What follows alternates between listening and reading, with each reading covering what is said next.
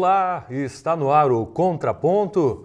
De novo, estamos aqui de volta, não é? Na programação da TV Unifra, trazendo para você mais uma edição desse programa que debate os principais assuntos que foram destaque na mídia brasileira.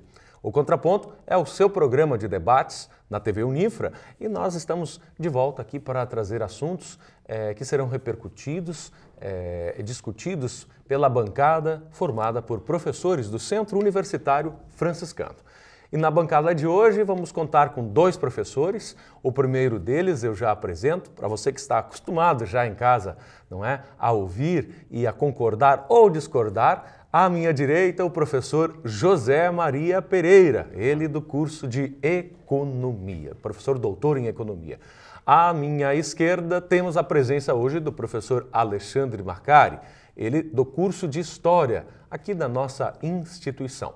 E esta bancada, formada por estes professores, vai discutir pautas que foram, assim, debatidas, temas de discussão nas redes sociais, e vamos a elas. Agora, no primeiro bloco, você vai ouvir e vai discutir conosco aí de casa, por que não dizer, não é? Deputados mantêm as coligações partidárias e aprovam a cláusula de desempenho, ou seja, mantiveram igual a questão da política brasileira, das escolhas dos candidatos, da aprovação deles por parte dos votos, não é? O candidato mais votado nem sempre será eleito, mas por causa do seu número de votos puxa os demais candidatos da mesma coligação. Então esse é um tema que merece nossa atenção. Na sequência, outro assunto também em nível nacional, outro assunto também em nível de Câmara dos Deputados, e também assunto da reforma política, podemos assim dizer, porque os deputados eles aprovam o fim da reeleição no Poder Executivo.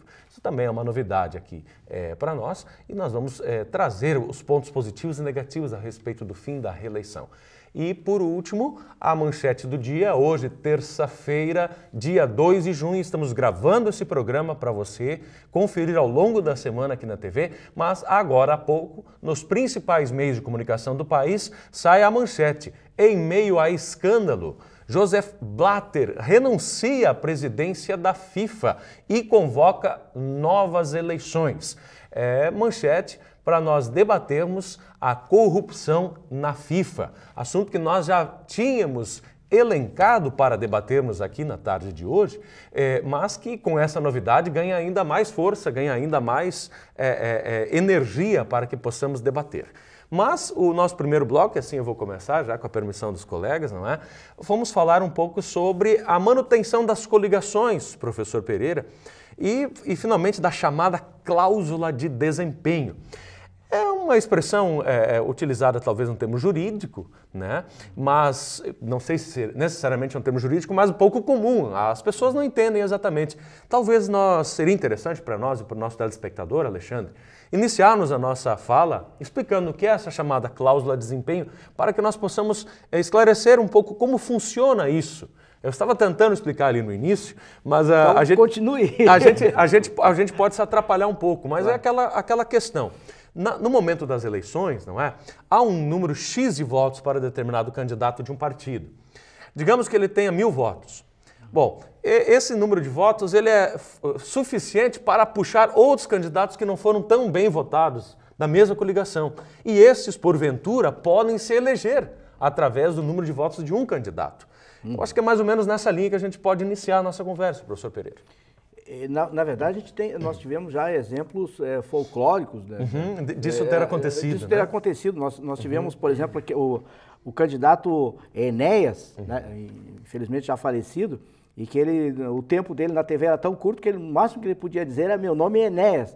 E ainda assim foi, acho que por talvez um voto de protesto, quero crer que seja um voto de protesto, ele foi o campeão de votos e com isso ele puxou um partido praticamente que era inexistente ou que não se conhecia, ele era o dono do partido. Aliás, essa legislação, ela perpetua esse processo, né? Porque partidos inexistentes, ou qualquer sujeito inconformado com a sua legenda resolve fundar um outro partido, mais meia dúzia de compatriotas, e acaba fundando um partido. Mas a questão da legenda é bastante complicado, né? Porque, na verdade, um candidato, geralmente jogador de futebol, como é o caso do Romário, etc., o Tiririca, outro exemplo, né? Puxaram muitos votos e fica uma espécie de um trenzinho da alegria.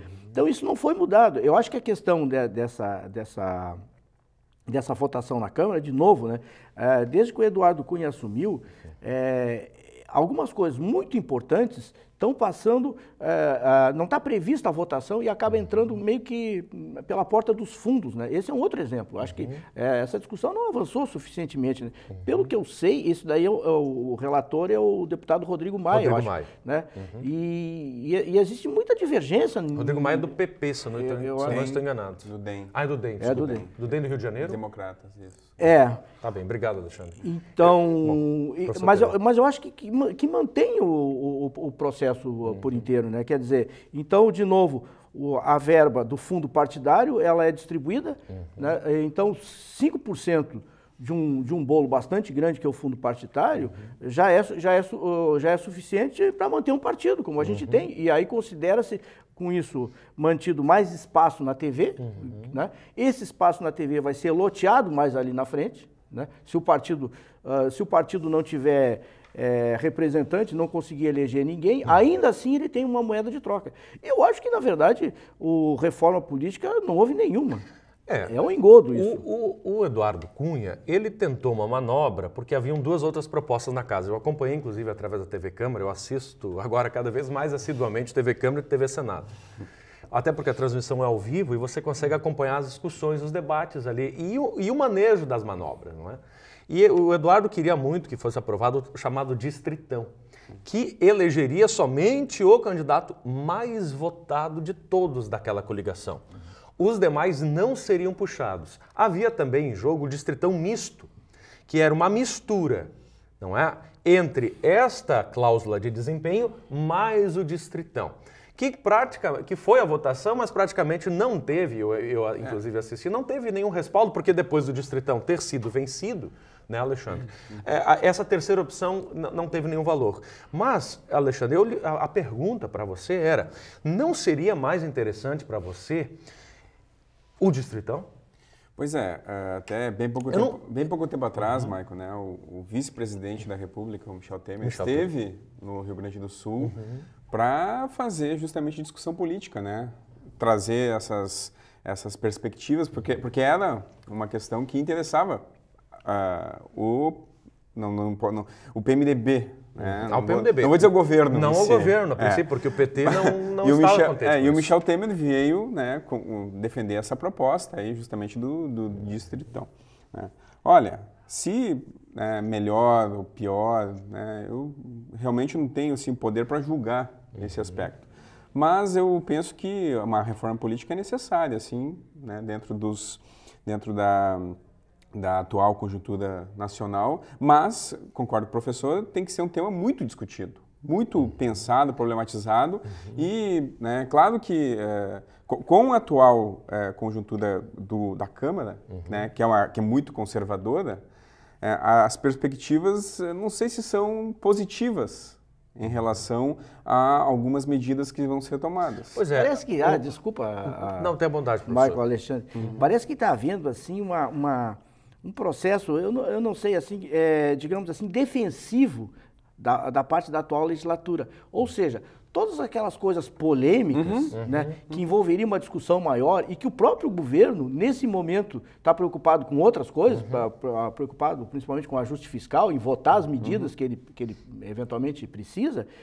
Então, a revelia do governo, quer dizer, a base, ou alguns partidos da base, o PMDB, por exemplo, está fazendo, às vezes, de um centrão e está atropelando e votando matérias importantes, mas, na verdade, de uma forma cosmética. Quer dizer, tudo, na minha opinião, tudo muda para permanecer na mesma. É mais ou menos isso que está acontecendo. E o PT, infelizmente, né, não está conseguindo evitar isso, porque são duas frentes, né? Enquanto de um lado a base do governo vota algumas coisas que interessam o governo parece que conseguiu dominar a base, mas ao mesmo tempo pelos consegue. bastidores, outras coisas que são muito importantes estão passando. O Eduardo Cunha e o Renan Calheiros me parece que mancomunados, quer dizer, descentralizam a preocupação da Câmara e do Senado com relação ao ajuste fiscal. E acabam colocando em pauta, ou tentando empurrar, ou evidenciar, pelo menos, não é? Assuntos que são dos seus interesses, né? E que me parece, não sei, Alexandre, mas me parece que não vai ao encontro, aí os deputados e senadores não estão indo ao encontro da necessidade brasileira, ao encontro da necessidade do povo brasileiro. Me parece que aí podem estar perdendo pontos. Não me parece que estejam trabalhando em nosso favor. Vamos usar nós aqui como exemplo agora. O que tu achas disso, Alexandre? Não, concordo sobre esse aspecto, né? Só eu acho que alguns tipos de pauta, né, que são levadas na Câmara, elas muitas vezes elas são sim importantes de serem tocadas, apresentadas, mas o debate público sobre isso parece que inexiste. Mas essas pautas estavam engavetadas há muito claro, tempo. Né? Tem anos que essa proposta... Mas esse não seria o momento ideal claro de que trazer não seria, nós à tona. mas o que o Eduardo Cunha faz? Ele atravessa, digamos assim, né? Ele traz essa pauta... Quantas vezes falamos na necessidade de uma reforma fiscal, de uma reforma política? Né? Várias vezes, né? Mas eles fazem isso para dizer assim, bom, mas nós fizemos a reforma política. Nós estamos fazendo Nós estamos fazendo a reforma política, estão reclamando do quê, né? Tinha que ser justamente tinha que ser um tema central dentro da discussão. E o pior de tudo é que o governo fica mais ou menos como o último a saber. Não, e o pior de tudo é que o povo acredita de que sim, eles estão trabalhando então conforme aquilo que é necessário, mas quando não é o momento, me parece. A dúvida que eu fico, professor, é se o vice-presidente, que faz parte justamente desse grupo do Eduardo Cunha e também do Renan, né, se não está havendo um diálogo entre o vice-presidente e a presidente. Porque é o que parece. Sabe o que eu acho, Alexandre? Eu acho que talvez até exista o diálogo entre o Michel Temer e a Dilma. Eu acho que não está existindo o diálogo entre o Michel Temer e o Eduardo Cunha e mais o Renan Calheiros. Acho que eles, os dois juntos... E se blindaram. Eles acreditam, entendeu? Que o poder deles, nesse momento, é superior ao da própria presidente. E um exemplo... E do próprio presidente do partido, que eu acho que ainda é o Michel Temer. Me permita, professor Pereira, interferir na sua fala, apenas para não perder a lógica do encadeamento da sua fala. O Renan anunciou ontem e hoje, nos principais jornais do país, de que pretende colocar uma proposta com o apoio da Câmara dos Deputados de interferir nas estatais, interferir na escolha da presidência das estatais brasileiras.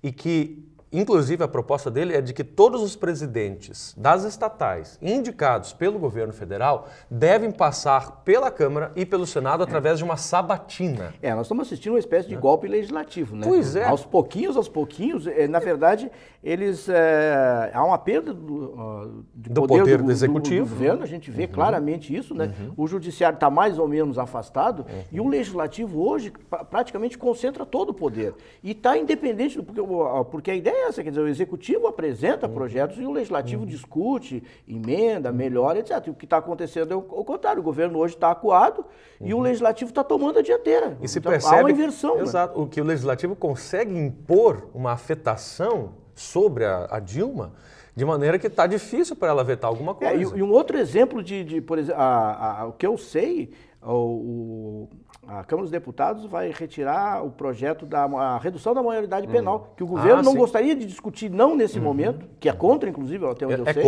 Eu sei, mas o Eduardo Cunha já avisou que deve votar talvez na próxima... Ainda nesse mês. Ele ainda em julho, é um exemplo. Vai entrar na pauta. E aí a pergunta é, quem manda nesse país, né? E como a Câmara é muito conservadora, esse tipo de pauta é aquela propensa para ser aprovada. Porque, na verdade, o Eduardo Cunha é o líder do baixo clero, entendeu? Sim. Não era o sujeito que era para não era para ser o... E ele assumiu, então ele leva todo o baixo clero com ele, entendeu? Todos os que foram renegados até então, vamos dizer assim, né? Ele consegue dar vez e voz. Porque se você assistir a TV Câmara, você percebe que aqueles que não falavam, que não tinham espaço, Alexandre, de partidos pequenos, inclusive, e dos novos partidos, Nunca os novos partidos tiveram tanto espaço para falar. Eles vão. E ele dá um jeito, ele ajusta aquilo para conseguir que eles ampliem a visibilidade da sua fala. E a sua fala vira matéria, vai para o jornal e o povo lê e acredita. E dá muito valor, e apoia o Eduardo Cunha. E é por isso que as coligações foram mantidas. Pois é. Mas, Alexandre, eu pergunto para mim, professor Pereira. Claro, mas tudo que está sendo votado é exatamente para defender o baixo clero. Pois é. Né? Hoje a gente está assistindo isso e, na verdade, o Eduardo Cunha tem uma popularidade que praticamente o que ele quiser passa na Câmara, porque pega a maioria, né? E ele sabe, ele passa articular. a articular. Pois é, mas ainda falando sobre a manutenção das coligações partidárias e da chamada cláusula de desempenho. Para a gente não escapar, professor Pereira, eu perguntei para o Alexandre, mas não perguntei para o senhor. O Alexandre disse que não poderia julgar nesse momento. Também acho que nós não conseguimos julgar exatamente. Muitos dos deputados, no dia da votação, eu acompanhei até o fim, diziam: países como o Japão, o Afeganistão e mais um outro país da região da Ásia ali, do Oriente Médio, tiveram a possibilidade de fazer a escolha dos seus candidatos e o candidato mais votado era eleito. E não havia, então, não puxavam outros candidatos. Mas não deu certo. E nesses países houve a desistência desse modelo de escolha de representantes, não é? Do governo. Essa foi a defesa deles, mas foi assim, ó, uma frase superficial, sem nenhuma justificativa. O senhor não acharia interessante que o seu voto determinasse? Então não sei se o Eduardo Cunha não tem razão nisso. Eu não estou querendo defender Eduardo Cunha, mas a proposta do Distritão poderia ser uma boa maneira de nós evidenciarmos alguma estratégia anticorrupção. Quer dizer, só vence quem... Claro. Quem teve mais votos, Alexandre? Eu acho que o voto eu acho que o voto é intransferível, na minha opinião. Não, né? Tudo bem. Pelo sistema, porque e mais agora no Brasil, quer dizer, onde os partidos praticamente perderam as ideologias, né? Tudo fisiologismo de um modo geral, oportunismo e mais ismos, né? Só não é socialismo, mas o resto. Então o que acontece? Na verdade, votar no partido hoje perderia o significado. O eleitor, o que restou para o eleitor ainda seria o candidato honesto, supostamente honesto, porque ele acredita que aquele candidato separando o joio do trigo. Né? Então, e na verdade ele vota nesse candidato, que seja o Tiririca, se ele achar que deve ser, mas aliás, é o Tiririca, e não os outros. É exemplo, ele mais um candidato. Quer dizer, tem muito preconceito. São os mais assíduos da Câmara, são os mais assíduos. O Tiririca é o deputado mais assíduo de todos. Não sei se ele é produtivo. Ele não teve uma falta. Eu não sei se ele é produtivo. Não adianta bater o ponto e não trabalhar. Não, porque não, Alexandre, eu concordo. Agora, é interessante nós trazermos essa informação, porque muitos não são assíduos e nem mesmo trabalham. Não, tudo bem. Eu acho que tem uma questão aqui de... Acho que o primeiro passo é estar presente, né? Eu também acho. É o primeiro passo. Bom, mas a gente já teve o caso do Jardel aqui na nossa Assembleia Legislativa, que assíduo ele era. Não, eu estou defendendo a assiduidade como princípio de produtividade. Claro que a produtividade vai depender. Nós vamos enxergar depois se tem algum projeto. Não, e a assiduidade no sujeito está sendo pago para isso. Quer dizer, ele está na hora da votação, ele tem que estar ali naquele lugar e não em nenhum outro. Né? Porque o senhor citou ele, eu quis. Mas é uma informação que circulou ao longo Mas eu acho o seguinte, isso daí, o perigo de tudo é que isso passar como uma reforma política quando não é, na verdade. É um remendo político que, na verdade, estão fazendo e usurpando um poder que eu acho que o Legislativo não tem, que eu acho que quem tem que comandar isso, e até tem o compromisso oficial dela, né, que é a Dilma. A Dilma prometeu isso. Pois é, porque a ideia é que os partidos possam ainda continuar gozando do fundo partidário. À medida que só um candidato avançasse, como é que ficaria essa situação? Quer dizer, o partido aumenta o valor de recursos porque vários candidatos precisam de mais espaço e de mais tempo. Não é? Na mídia, para poder falar. Isso aí é manter, então ganha mais recursos. Isso aí é manter a corrupção. Esses partidos são partidos de aluguéis, porque o que eles têm de mais precioso é o tempo na TV. E é isso que eles vão vender. Né? Falando nisso, professor Pereira, o que o senhor acha a respeito do tempo na TV? Como é que o senhor acha que deveria acontecer essa divisão? Ela deveria ser igualitária, Alexandre? Ou seja, todos os partidos com o mesmo tempo, não aqueles que possuem mais deputados, por causa da cláusula de desempenho, inclusive, ou aqueles que estão no poder. Bom, estão no poder porque possuem mais. Muito bem. Como é que seria essa divisão, Alexandre? O que vocês pensam sobre isso, hein? Para mim ou para o Alexandre? Para os dois. Os dois. Quem é que gostaria de... Não sei se... eu acho que é uma questão para nós pensarmos. Esse é um assunto que realmente deveria... Deveria haver uma discussão. É difícil. Porque merece um programa sobre isso, inclusive. Ser categórico a esse respeito. Eu pessoalmente, Alexandre, já vou expor. Eu acho que, quer dizer, na atual estrutura política no Brasil, com 40 partidos, é inviável. Né? Seria inviável distribuir... 1 minuto para cada. Não, distribuir o tempo equitativamente. E eu acho, primeiro, que seria irreal. Isso aí não passaria de jeito nenhum, né? Porque os partidos grandes não aceitariam, PMDB, PSDB, PT... Não nos cabe ser idealista também. Eu acho que isso é inviável a gente imaginar. Mas até seria justo, né? Até seria justo. Mas aí eu acho que primeiro teria que haver uma reforma política. Esses partidos que não têm representatividade deveriam ser extintos ou se criar um critério, né, de legitimidade desses partidos. Aí eu acho que se reduziria no Brasil para meia dúzia de partidos, no máximo. Aí sim poderia ser tempo igualitário. Mas do jeito que está, acho que é inviável. Né? E acho que essa discussão também se leva em consideração que horário eleitoral gratuito. Essa é e não é gratuito, né? Porque está nos nossos impostos. Essa é outra problematização que a gente poderia também trazer. É interessante. Se deveria ter esse horário gratuito.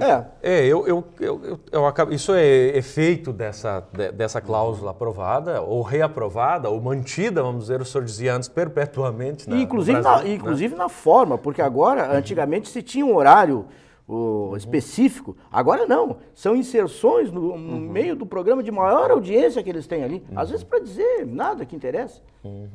Tá bem, acho que a gente vai aguardar a posição, não é, a respeito essa cláusula ainda deve passar pelo Senado e pela sanção da presidenta Dilma, não é? Bom, acho que encerramos assim esse assunto, mas depois vamos voltar a falar ainda sobre reforma política. Outro tema que ganhou evidência ao longo da última semana foi a aprovação do fim da reeleição no Executivo, no Poder Executivo. Esse também é um assunto que merece nossa atenção e nós vamos falar sobre isso já, depois do intervalo.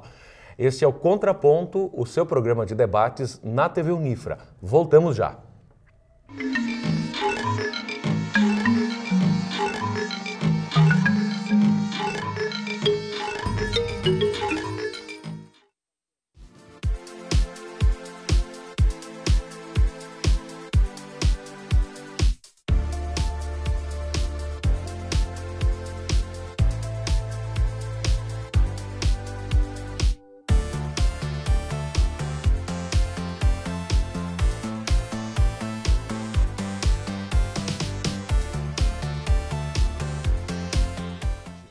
Pedrinho é uma criança especial, que enfrenta dificuldades diariamente. Para passar por tudo isso, conta com seus fiéis amiguinhos escudeiros, que o ajudam a vencer cada obstáculo.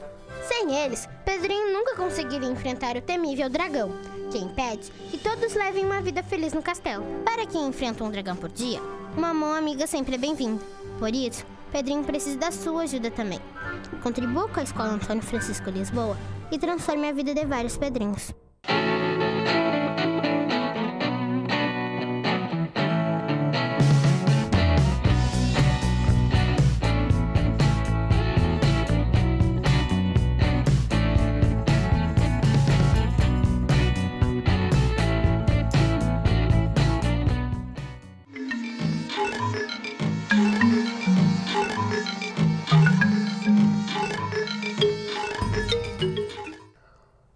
Muito bem, de volta, segundo bloco do Contraponto, agora para falarmos sobre o fim da reeleição do Poder Executivo no Brasil. A Câmara dos Deputados aprova o fim da reeleição, professor Pereira. Isso significa que agora... Aliás, falando sobre isso ainda, esse é o tema, mas tem um outro projeto também que não sei se já foi aprovado, mas que nós podemos discutir junto, que é a unificação das eleições. Todas as eleições na mesma data, para presidente, deputados, senadores, prefeitos, vereadores, etc. Bom, mas essa é uma questão que a gente busca daqui a pouco. Eu me lembrei agora e resolvi colocar na mesa para eu não esquecer, vocês me ajudem depois. Mas falar sobre fim de reeleição é falar de quê? O que significa isso para o Brasil, professor Pereira, no seu ponto de vista?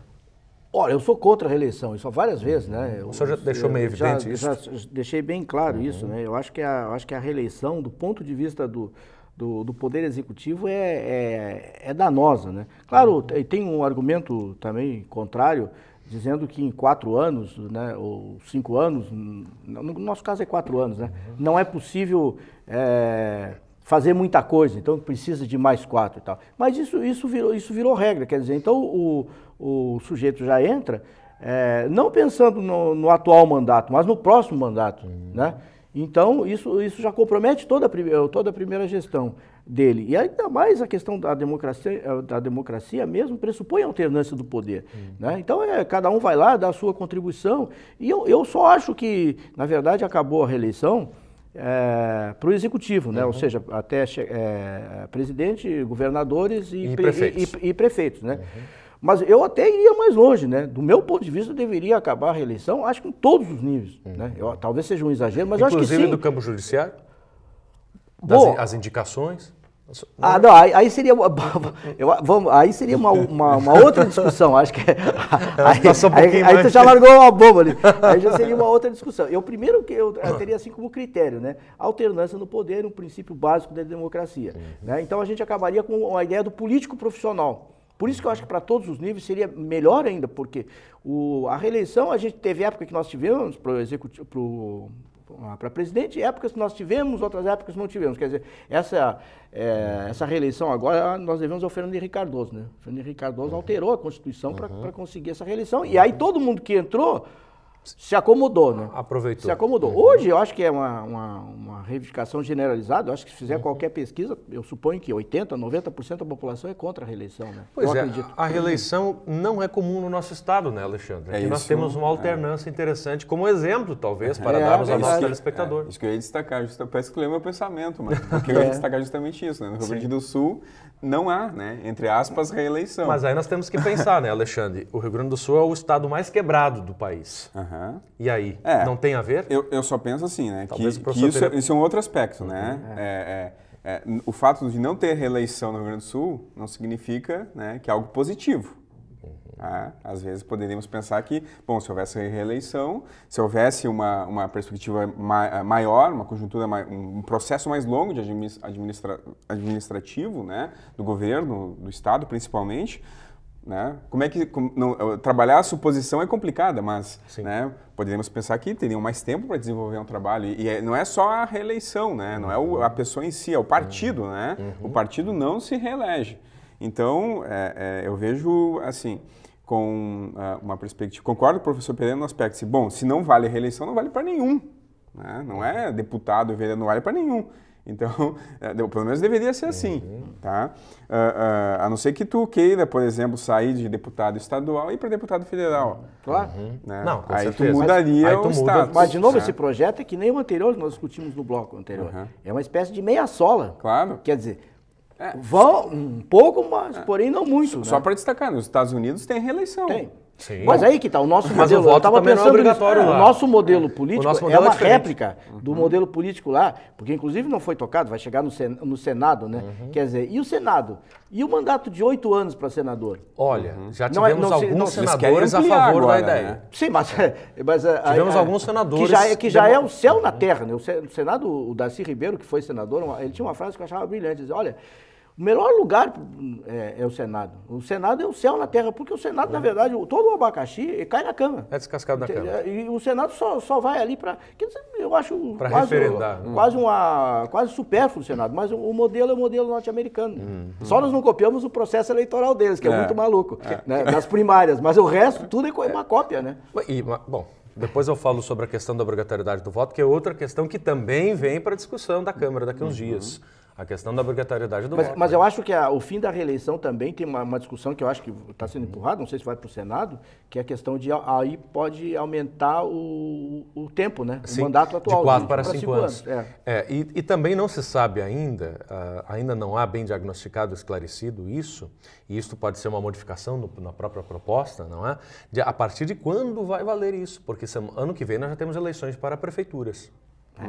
Mas, de novo, o que me chama a atenção é a ausência do governo que teria que comandar o processo. Ele está indo a reboque de interesses personalistas, né, do presidente do Senado, do presidente da Câmara. Talvez porque o governo não tem interesse de se reeleger? Eu acho que não é questão do... Acho que o governo está desarticulado. Do meu ponto de vista, o governo está desarticulado. Quando o governo entrega a coordenação política para um membro de um outro partido, Michel Temer, que a gente sabe que, por mais que se queira achar afinidades, não se acha afinidades entre o PMDB e o PT, não quer dizer... De maneira é difícil isso, entendeu? Então, quer dizer, eu acho que é uma desarticulação completa do governo nesse momento. Provavelmente há uma divisão interna, eu acho que entre o próprio PT, Lula, etc. E tal, e que o pessoal está aproveitando isso para passar tudo e mais um pouco. Mas aproveitando a deixa também que o senhor traz à tona, muitas redes sociais repercutiram a notícia de que o Lula estaria viajando em caravana pelo país, arregimentando correligionários, não é? E disse que terá ainda uma conversa com Dilma nos próximos dias, aí não disse exatamente o mês ou que tempo seria isso, para repensar a ideia dele se colocar como candidato de novo nas próximas eleições. Isso circulou na rede social, inclusive na Folha de São Paulo, teve uma breve nota sobre isso. Eu acredito que, mantidas as atuais, apesar que a eleição para presidente tem muito tempo ainda, né? Tem quase 4 anos, eu não sei se até lá, mas nesse momento, se a eleição fosse, digamos, no ano que vem, ou talvez daqui a 2 anos, acho que a pressão do PT em cima do Lula seria muito forte mesmo, porque não tem outro candidato. O PT hoje não tem, né? O desgaste foi enorme, né? E nesse meio tempo, o próprio PMDB está criando músculos, né? Que é um partido que não apresentava candidatos, ou não tem apresentado candidato nos últimos tempos, mas eu acho que a próxima eleição para presidente da República, o PMDB, se mantiver forte do jeito que está, vai apresentar um candidato, né? Pois é, seja lá qual for, né? Alexandre, em termos de política econômica, talvez, ou no campo político e econômico, talvez nas duas esferas, não sei se seria muito ruim te perguntar, qual é o maior benefício do fim da reeleição que tu enxergarias, assim, na tua concepção? Talvez é a própria lógica, né, de começar a campanha antes do período inicial de uma campanha. Né? E deixar de fazer investimentos. Mas assim, eu não vejo assim como muita problemática, justamente, eu não sou totalmente contra a reeleição. Diferentemente, tu tem um viés positivo, a favor? Que viés seria isso? Sim, o viés justamente numa perspectiva, bom, se o governo é bom, por que não reelegê-lo? Então vamos perder uma oportunidade de reeleger governos bons, porque a lei coloca que tu não pode se reeleger. Então eu acho que isso é delicado, assim. Mas claro que concordo também, fazendo um olhar do outro lado, né? Que muito no Brasil, em se tratando de reeleição, já né? Tu acaba se elegendo e tu já começa a campanha durante o teu mandato para a próxima eleição. Outra pergunta. Mas um governo bom, eu acho esse argumento, ele tem sustentação, é evidente, né? Mas acho que um governo bom também seria bom se ele conseguisse escolher bons substitutos, quer dizer, dentro do partido. Dentro do partido, dentro do staff do próprio governo, sempre se destaca um ministro e tal, né? Vamos supor. Mas que é muito personalista a nossa política, né, professor? Então é complicado, né, colocar isso numa discussão mais ampla. Porque a gente pega, né, tu vê, o caso aqui do Uruguai, por exemplo, o Uruguai não tem reeleição, né, e a gente teve presidentes ali como o Mujica, por exemplo, o Mujica teve que sair, e entra outro e concorda, quer dizer, eu acho que tem que ter, acho que o principal é isso, porque também tem uma outra questão, quer dizer, quem está no poder e se candidata à reeleição, também eu acho que é injusto com os outros candidatos, porque ele tem uma exposição na mídia muito maior, entendeu? Vai lá, inaugura obras, por mais que a legislação eleitoral proíba, mas ele vai lá, uma ponte, uma casa... Hoje nas redes sociais não tem legislação, então o sujeito tira a foto lá e leva para casa e compartilha com 10 mil Então eu acho que também por esse lado é injusto, entendeu? Com os outros candidatos. Fica uma questão meio que assimétrica. Fica uma pergunta aqui, se a aprovação do fim da reeleição, professor Pereira, nos ajuda num outro viés também, que é, digamos assim, diminuem as chances de corrupção, no seu ponto de vista? Porque são 4 anos a menos. Eu acho que ajuda, né? De dinheiro na mão de um grupo. Eu acho que ajuda. Alexandre. Olha, você acha que essa seria uma medida acho que não, que repercutiria positivamente nesse sentido? Eu estou pensando em termos de, não idealisticamente, mas estou dizendo em termos de Brasil, assim. O que a gente tem percebido nas últimas eleições, eu acho porque, assim, levando em consideração os últimos anos... Se a corrupção está muito relacionada às questões dos partidos, então isso, na verdade... Não se evidencia? Não vai se evidenciar em cima do sujeito lá que que é o, Aliás, que é o atual Alexandre, mandatário ou não. Né? Então, eu não sei, eu acho que não tem, influencia. não tem relação Você acha com que a corrupção. corrupção, ela... A corrupção, Porque essa proposta teve não, como justificativa... A justificativa da reforma política para esta proposta aqui foi fim da reeleição do Executivo. Mas uns exemplos, a reeleição, o que se acusa o Fernando Henrique, por exemplo, nessa época, de ter comprado essa emenda da reeleição, que gastou os tubos e corrompeu e não sei o que. Até hoje pesa sobre a biografia dele essa questão da reeleição. Né? Sim, então, inclusive... E aí a gente sabe que quem está no governo, a gente... Né, tenta de todos os meios se manter no governo, porque tu imagina, Alexandre e Michael, a quantidade de cargos que estão em jogo aí. Mas aí que está. Entendeu? Então, todos aqueles que têm cargos, não havendo reeleição, muda tudo. Muda tudo de novo, entendeu? Quer dizer... Então, quem está lá, olha a pressão em cima, não é que só a presidente, no caso, que vai ser reeleita, é todo o primeiro, segundo, terceiro escalões, né? Então, é muita coisa que está em jogo. E eu só queria, quando eu me lembrei agora, acho que está dentro dessa proposta a questão da contribuição dos partidos, né? Das empresas, né? Foi mantido, está nessa ou na outra? Foi mantido. Esse já é um outro projeto. Privado. O financiamento privado foi mantido. Mas é um outro projeto. Professor. Mas aquele primeiro que nós discutimos no primeiro bloco, foi no primeiro bloco, Entra aqui como emenda, se eu não estou enganado. Mas aí nós temos que buscar essa informação. Não, mas mas o que eu li é porque até então se discutia, e o próprio PT hoje tem uma posição que tirou no Congresso de não aceitar mais contribuição de empresas, tá certo? E o que foi aprovado agora na Câmara é que, quer dizer, vão ser aceitas contribuições de empresas, mas só para o partido. Exato. Não para os candidatos. Houve uma pequena modificação. Mas na verdade acaba ficando tudo na mesma. Tudo na mesma. Não, eu concordo com isso. Não, é só que eu esqueci, mas está no bojo, acho que do primeiro bloco. Mas é uma outra proposta dentro da reforma política. Está dentro da reforma política. Tá bem. Só para destacar, tu falaste antes, ali no início do bloco, né, sobre a questão da unificação das eleições, né? Colocar a eleição para vereador junto com a de deputado. Não, é só do poder executivo, do executivo. Não do legislativo. Bom. Me expressei mal. Porque é prefeito, governador e presidente. Isso. Uso do legislativo não, apenas do poder executivo. Mas aí teríamos que ver como é que vai ser feito essas unificações. Essas unificações, né? Porque alguém vai ficar mais tempo no poder, né? Tu acha ou vai ficar vago o poder para alguém. Tu acha interessante isso? Não, aí que tá.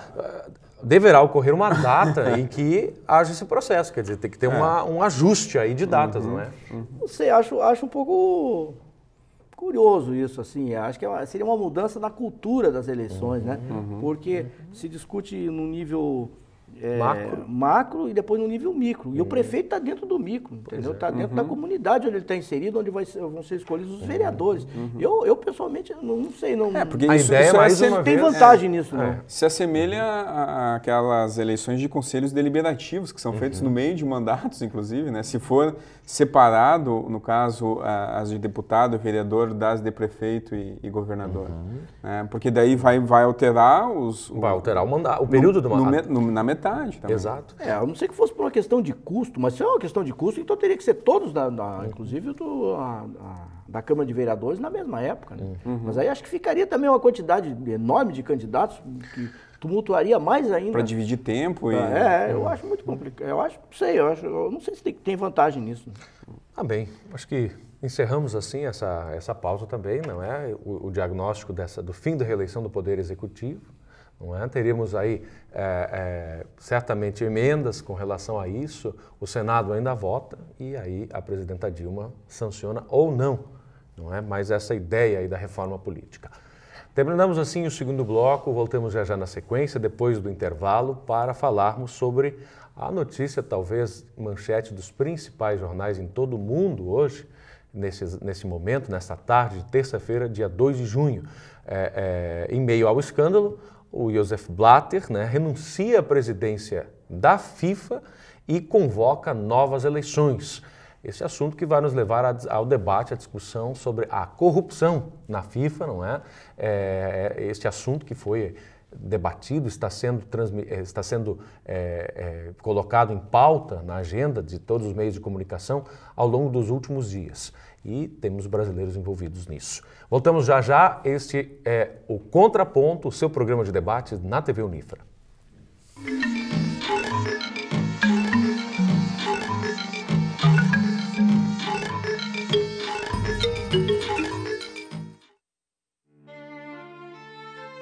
Incentivar a arte transforma, inspira. E através desse projeto em Santa Maria, criamos grandes artistas à espera dos seus aplausos. Orquestrando Arte. Transforma a realidade, cultiva talentos. Descubra mais pelo telefone 55 8114 9042.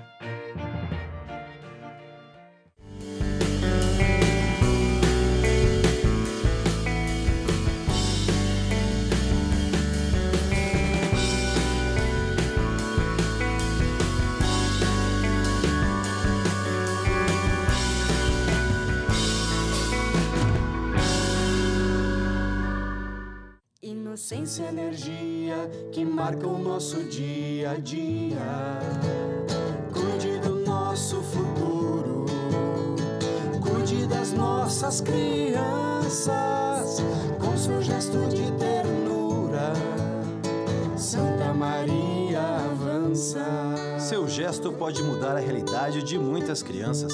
Colabore com a escola Nosso Lar.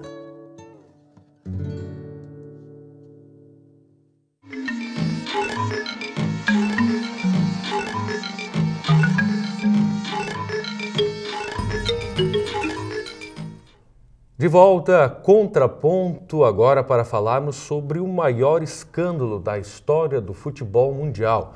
O presidente da FIFA, hoje, nessa tarde, Josef Blatter, suíço, não é? Anunciou que vai deixar o cargo depois de 17 anos à frente da mais importante instituição do futebol mundial, professor Alexandre. O que essa notícia significa para o mundo do futebol?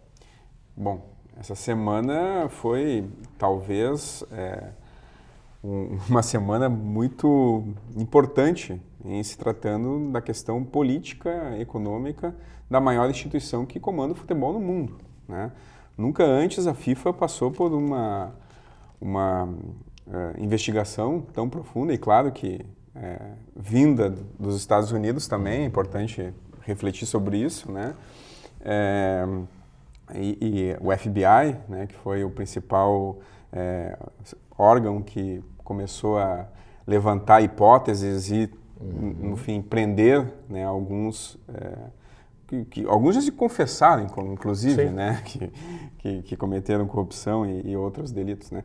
Então, realmente, o que aconteceu hoje, do Blatter renunciar, foi algo que o Blatter, na verdade, demorou. Ele não deveria nem ter concorrido à reeleição. Quando começou a aparecer esses assuntos, né, o próprio Michel Platini, que é da UEFA, né, ele, amigo pessoal do Blatter, né, fez uma pressão na época para que ele não concorresse à reeleição e para que, enfim, deixasse que fosse lá o votado apenas o sim ou não para o príncipe jordaniano, lá, o Ali Hussein, né? Então, claro que eu costumo muito mais ver o que corre dentro das quatro linhas do que nos bastidores, mas os bastidores nunca estiveram tão presentes em se pensando em todo o espetáculo e o evento que é o futebol no mundo. O Brasil teve a Copa do Mundo ano passado aqui, né, inclusive o Johan Walk, agora também começou a ser investigado. Né? E, bom, quando falávamos que o Walk não era muito antipático em relação ao Brasil, deve ter muito brasileiro torcendo para que ele, ele passe uma temporada na cadeia. Né? Assim como o José Maria Marinho, agora que deixou o cargo em abril, não é? E que está preso na Suíça, não é, professor Pereira? Temos brasileiros envolvidos em mais um escândalo de corrupção. Pois é. Parece uma febre? Xará, né? José Maria, pois é. Xará, né? Mas tem uns e outros, né? Então, mas eu acho assim, a gente sabe pouco ainda sobre esse episódio, né? Porque é coisa muito forte mesmo, né? Primeiro, assim, É difícil de explicar. Por exemplo, o FBI começa a investigação, aparentemente porque alguns bancos norte-americanos foram utilizados para lavagem de dinheiro, etc. e tal. Mas aí os dirigentes são presos na Suíça, que é onde eu sei, é um outro país, né? Sim. Mas quer dizer, os americanos mandam prender e os suíços prendem. Aí eu não entendi muito bem essa jogada. E agora os Estados Unidos estão pedindo para repatriar, né? Inclusive o José Maria Marinho e tal, que tá preso na Suíça junto com mais 7 dirigentes e tal. E nesse meio tempo, assim, o Blatter tentou tirar o corpo fora, jogar em cima mas aparentemente a coisa não deu certo, né?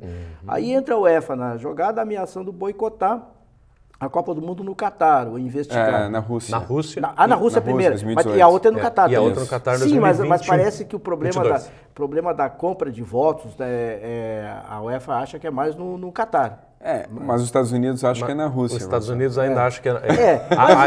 Mas a minha pergunta é, porque se os Estados Unidos até agora está começando no futebol, sempre começa e nunca vai em frente, né? Logo os Estados Unidos vai derrubar a FIFA. Agora, e tem interesses econômicos, eu acho, pois né, professor Pereira? Esses tais de interesses porque econômicos... Porque aí tem os investimentos do marketing esportivo e a mídia. E a mídia norte-americana tem grande interesse nessa questão. Isso é outra ponta do tapete que a gente tem que levantar também. E que ninguém enxergou ainda. Não, né? enxergou, mas aí, a tua área, né? Acontece o seguinte, qual é o interesse, por exemplo, né, que a Rede Globo tem de muito fundo nessa questão dos contratos de marketing? Porque, não sei se você já percebeu, os repórteres sempre entraram e dão as notícias e tal, e disseram assim, não, isso envolve empresas de marketing esportivo e tal, mas não as redes de televisão. Sim, ela faz questão de dizer isso. Mas se envolve o marketing esportivo vendeu esses campeonatos para as redes de TV, envolve as redes de ou TV. as redes de TV não sabiam nada, ou são muito ingênuas, né? Aí eu não sei. Elas têm conhecimento. Olha, está muito confuso isso. Nós ainda estamos no momento muito inicial das investigações. Né? Nós temos aí uma prisão, né, de alguns sujeitos, mas ainda não há provas assim que possam mantê-los na prisão por mais tempo. Quer dizer, é uma prisão por enquanto, não é? E o que a gente está enxergando agora é um movimento, Alexandre, pode talvez me ajudar mais, é um movimento do Blatter tentando tirar o corpo fora. Por que será? Será que tem alguma coisa a ver com isso? Ou ele se sentiu afetado pela situação e acha que, diante de uma atitude sensata, ele deve sair e abrir o espaço para novas eleições? Por que o Blatter desistiu? Por que ele renuncia? Pois aí que está. Né? Aí talvez tenha alguma coisa a ver com os Estados Unidos, mas depois eu vou fazer essa relação. Eu só acho que, como eu falei anteriormente, né, o Blatter, de certa forma, dormiu no ponto. Porque ele foi o braço direito do João Avelange durante 20, talvez tempo. 25 anos, não sei, muito tempo. O Blatter surgiu nas Olimpíadas. Exato. Que ele ajudava na Em organização. 1986, o Blatter tem 17 anos. 17, sim. Mas antes tinha... Com o Avelange. Com o Avelange. Exato. Ele era braço direito do João Avelange. Do Avelange. Exato. Sim, ficou durante... De outro brasileiro. Só quero destacar, já que tu falaste do Marinho, né? Bom, primeiro que esse sujeito, ele já deveria ter sido preso há muito tempo atrás, né? Porque o Marinho foi um dos que, de certa forma, assassinou um jornalista. Né? Nos relembre isso, Alexandre. Eu agora não... Na época da ditadura lá, o presidente da TV Cultura, ou diretor da TV Cultura... Eu lembro que ele tinha um... Vladimir Herzog. Isso, né? Vladimir Ele foi denunciado, né? Mas foi inocentado. A pedido, né? Justamente do José Maria Marinho, que fez a denúncia, né? E, enfim, prenderam o Herzog, né? O José Maria Marinho, o que era? Ele era deputado.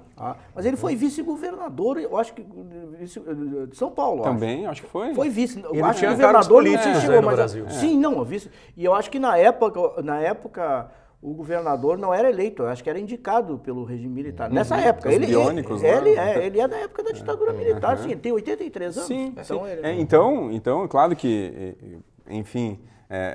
muito já se falou sobre essa questão, né, do Herzog, que montado aquela imagem dele, né, como se tivesse se assassinado, como se tivesse se suicidado, né? É o primeiro caso de, né, autobiografia da sua própria morte. Então, esse aspecto, né, tá na história do Marinho. Né? E tem outro detalhe, que é uma corrupçãozinha, entre aspas, né? Na época da Copa São Paulo de Futebol Júnior, ele roubou uma medalha de um atleta, enfim, né, da categoria de base inferior, e as câmeras mostraram e nada foi feito. E nada acontece. Então, assim, muito se sabe sobre o Marinho, né? Sobre esse sujeito. Mas mesmo assim, então, Alexandre, com todo esse currículo, claro, ainda o prédio da CBF levava o nome dele. Sim, tiraram agora, né? Ridícula. Agora tiraram. O repórter faz a matéria e na frente do prédio, José Maria Marinho continua dando nome ao prédio da CBF. Primeiro, no dia seguinte ele faz a mesma matéria e não tinha mais o nome. Né? Esses cartolas, o próprio João Avelange, lá tinha o estádio João Avelange, que agora não é mais, né? Newton Santos, né? Então, né? Primeiro que... Não, e o Ricardo Teixeira nessas alturas, né? ninguém sabe, ninguém viu, tá em Miami, certo? Muito bem escondidinho, né? Não, mas apareceu notícias falando do Renato Teixeira agora, Pois né? daqui a pouco ele vai ser um dos investigados. Mas ele está nos Estados Unidos, não seria tão mais fácil prender ele nos Estados Unidos, não precisa repatriar nem nada, ele está em Miami, tranquilo, entendeu? Aqui em Miami, na verdade, não é bem Estados Unidos, né, professor? É uma terra sem lei, Alexandre? É mais cubano. É uma terra sem lei. Mas o Alexandre não me respondeu ainda. Por que o Blatter renuncia nesse momento? O que tu supõe, assim, Alexandre? Eu acho que ele tá se sentindo acuado, né? Ou ele tem alguma coisa a ver com a corrupção? Bom, aí vão ter que provar, né? Mas eu acho que pode ter a ver, sim. Ele pode ter conhecimento, claro, né? Porque o Walck já está pensando sobre o Walck, né? Então o Walck era um dos topos ali, né? Então, claro que a água está chegando, assim, ó, até o nariz do Blatter, né? Agora, claro que saindo, né? Saindo, ele vai sair um pouco dos holofotes, mas enfim, se ele for culpado, ele vai ter que... Vai responder igual, porque certamente ele será chamado. Claro. Só que eu acho que ele pediu agora a renúncia justamente pela pressão que a UEFA está exercendo. Porque o Platini, que foi jogador, que um grande atleta e enfim, agora está nessa carreira política, né?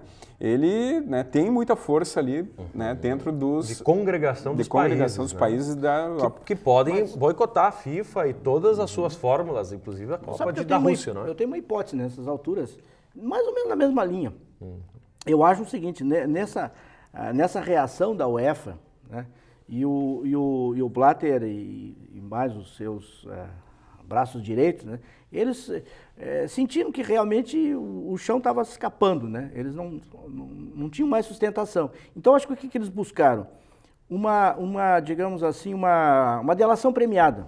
Minha tese é mais ou menos essa da delação premiada. Ou seja, conversaram com a UEFA, com o Platini, com o pessoal todo. Não, e se nós sairmos agora, se eu sair, por exemplo, né? Se eu sair e deixar o terreno livre para o príncipe jordaniano, ou quem quer que seja. O Platini está cogitando agora. O Platini que seja, entendeu? Mas aí, com o compromisso de vocês não irem muito fundo na investigação. Eu acho que é mais ou menos por aí, entendeu? Pois eu acho que é por aí. E nessas alturas, como o pessoal está pensando para frente, para trás também já não interessa tanto, interessa a gente reformular a entidade, a FIFA é importante, essa coisa toda. Eu acho que é mais ou menos por aí. A UEFA vai aceitar. A FIFA é tão importante, né, que tem mais países associados à FIFA do que a ONU. Exato. São 200 a FIFA e a ONU tem 170 alguma coisa. Então, para ver se a FIFA reconhece, por exemplo, mas era importante, o mais importante, que eu acho que o Maicon perguntou, era importante que esse exemplo lá da FIFA viesse para o Brasil, né? Porque, na verdade, a CBF é uma réplica de todo o processo que acontece lá na FIFA, inclusive da eleição, que as confederações que elegem lá também é. A estrutura organizativa toda a estrutura organizativa, eu acho que é. Então, tinha que se discutir aqui, inclusive saber o dinheiro da CBF, que agora está sendo levantado também, já vai começar a aparecer. Até sobre isso, né? Tem uma CPI, né? Agora do Romário. Tem. O Romário, eu acho que aí é que vai aparecer. O Romário pediu também para o presidente da CBF renunciar também. Eu vi uma notícia hoje circulando. Agora, uma coisa o Romário tem razão, né? Quando o Pelé abre a boca... Sobre essa questão dos negócios da CBF, tem um que pode... apresentar aquilo que há muito tempo vem se pensando, né? Que é a questão do acordo com a Nike. Né?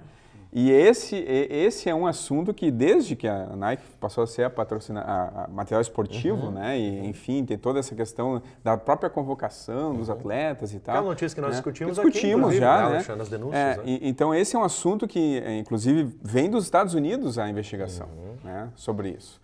Então, é um assunto que vamos deixar correr um pouco mais, mas certamente vai... Não, mas nessa investigação dos Estados Unidos está a questão da Copa do Brasil, do Campeonato Copa do Nacional, Brasil. acho que todos Mas, gente, nós estamos há uma semana, praticamente, dia 11, começa a Copa América. Sim. De que maneira todo esse escândalo repercute aqui, Alexandre? Quer dizer, não coloca um ponto de interrogação também na organização desse campeonato latino? Sem dúvida alguma, até porque quais são as federações que estão com mais gente envolvida? Não, a Comebol, desculpa, as confederações. A CONCACAF, Comebol e a CONCACAF. São as duas. E a CONCACAF é os Estados Unidos. Sim, não é? e as duas... Pega a América Central do Norte. Sim, e as duas têm representantes na Copa América. Então, essa Copa América aqui do Chile, vamos ver, né? Já que tu falou Copa América do Chile, me confirma isso. A Copa América não era para ser no Brasil? Não estava previsto que seria no Brasil e depois passou para o Chile? Não, é Chile, Estados Unidos, ano que vem, que tá, essa sim está em discussão. Essa está em dúvida. E aí depois talvez o Brasil. Ah, tá. Eu vi alguém falou que devia ser no Brasil e que o Brasil saiu fora e aí pegou o Chile. Pois é, eu acho que por causa da preparação às Olimpíadas e por causa da Copa no ano passado, né, a Copa América ficou para o Chile, que é o país mais envolvido. Mas olha, essa questão também complicava a vida do Brasil nas Olimpíadas, porque se a UEFA boicota, parece que não viriam seleções para disputar aqui nas Olimpíadas. Aí tem que ver, porque a FIFA já tem um problema com o Comitê Olímpico. Né? Então, eu acho que isso... eles viriam mais, eu acho. É pano para a gente discutir. Tá bem, gente. Eu acho que, em virtude do tempo também, né? Nós não temos tanto tempo para discutirmos, mas eu acho que conseguimos vislumbrar alguns ângulos a respeito do assunto, especialmente à luz dessa novidade, dessa notícia. E haverão desdobramentos, certamente, ao longo da próxima semana. Exato, e nós certamente vamos retomar esse assunto, talvez não na semana que vem, mas se os desdobramentos forem de interesse, acho que a gente pode voltar e manter essa pauta fixa, porque ela no nosso interesse, no interesse do nosso telespectador, sem dúvida nenhuma, que acompanha os movimentos do futebol. Deve sair mais coisas sobre a CBF, né? Acredito que agora vai chegar na CBF, não tem como, né? Tá bem, assim encerramos o nosso Contraponto, mais essa edição. Agradeço mais uma vez, professores, por estarem aqui, a equipe da TV Unifra e principalmente a você que está aí conosco em mais uma edição, você que nos acompanha semanalmente nos diversos horários em que este programa vai ao ar, através do canal 15 da NET, na TV Unifra. Ressaltando sempre que esperamos, aguardamos a sua sugestão de pauta, a sua crítica, a sua reclamação ao que nós debatemos aqui, sim, através desse endereço eletrônico da mídia social YouTube, esse endereço que está aí na sua tela. Você pode mandar lá, você pode digitar lá a sua crítica, sugerir uma pauta que seja de seu interesse para que nós possamos aqui selecionar e então nos preparar para conversarmos a respeito. O programa Contraponto termina aqui, chamando a atenção. Nos assista sempre no canal 15 da NET, na TV Unifra, em vários horários, mas especialmente na quarta-feira, na sexta-feira e também no domingo, às 10 horas da noite. Mais uma vez, obrigado. Tchau, tchau.